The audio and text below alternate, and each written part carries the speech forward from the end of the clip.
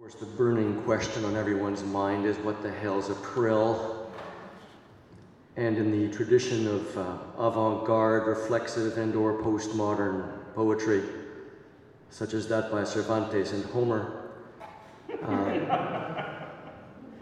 the book includes an explanation of this term. A prill. Pirouetting top made in Italy, the spurting flowing rill purling down the mountain. Priscilla, dough. Cobbed and sorted Cornish copper ore. The red glob, bottom of the cupel. Brill. Cream. Thrill. Prik. Brill. Well, lad, that's just brill. Priscilla, dough. A pirouetting top made in Italy. The rill that spurts and flows purling over cobbed and sorted Cornish copper, bottom of the cupel, that red glob.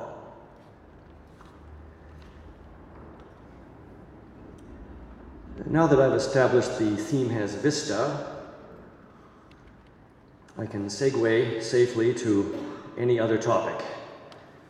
And maybe a major topic of the book would be advised. It goes by a number of names: melancholia, seasonal affective disorder, clinical depression, whatever you want to call it. But surely one of the symptoms of any of these conditions is a kind of irritability, a grumpiness. To wit, this next little ditty. Dust mice taken for dust mice. Sinkful dishes, she thin-skinned, near in tears. Winter's too long. Nothing gets done like it should. Red tape, impossible, paperwork, bore you crazy.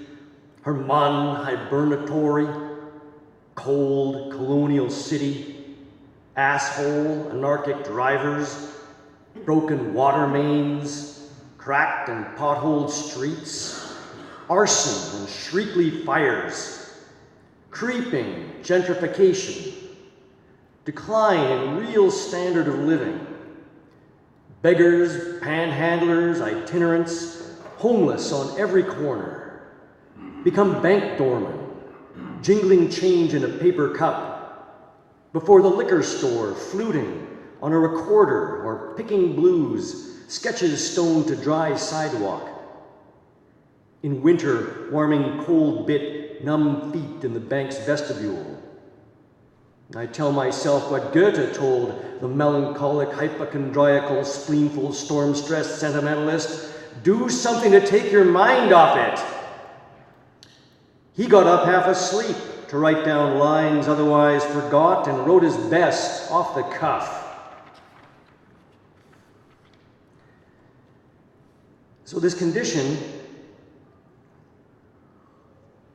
arguably has its roots in the sad situation of our incarnation.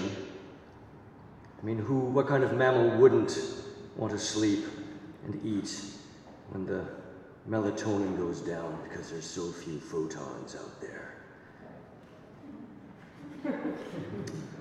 Well, here's a poem about that. Born, thought, died.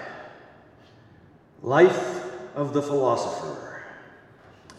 Or so Heidegger on Aristotle, or so Derrida says Heidegger says of Aristotle. But the poet's got a body, black blood bookworm, boxwood worm, wood dragon, hibernatory deciduous reptilian, a snooze through winter. Breath whistles in, exhales, whispers.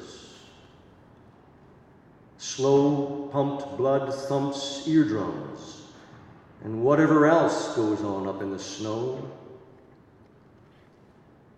Sap sodden tree roots swollen stiff, quiver homeopathically near crow blue fine scalp feather scale ears. Root tip perspective branchwork, El Chiringa earth heaven. 3, then 4 crows.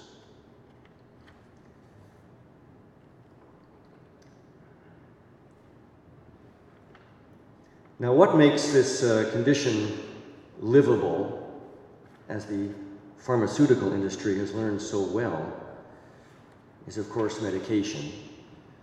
Of course, pharmaceutical medications just ain't what they should be. So here's a little piece that probes that vein. Black milk, Irish milkshake. Sage scent, twisted in mixture 69. Not enough serotonin selective reuptake inhibitors, receptors, or sunlight. Pray, shush, precious. Baudelaire, hashish green brown jelly butter, glistening a quiver in tablespoon at eye level. German pharmaceutical Dr. Ben precise coke lines, gleaming clean syringes. Coleridge de Quincey communal opium pipe. Neolithic mushroom shaman curandero wise guy. Teraflop house chiphead. Obsessive compulsive somatic automatist lata. Electroshock instantaneous lobotomy madhouse stare curb stomp. Ether eyes on the table. Incense stick, burnt out end, pillars smoke sculpture. Archaic torsions from the pillow.